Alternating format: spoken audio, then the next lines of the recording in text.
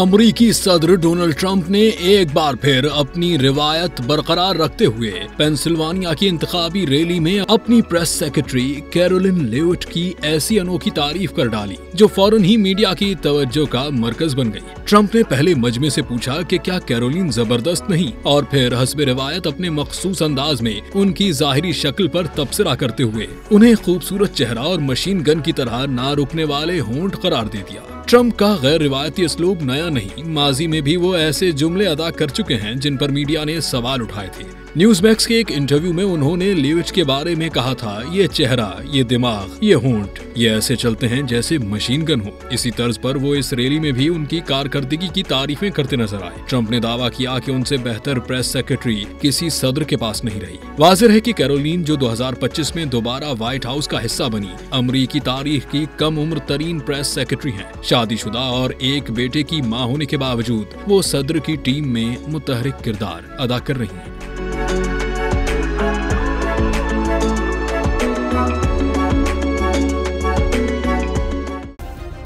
Subscribe करें और bell दबाएं ताकि कोई खबर रह न जाए।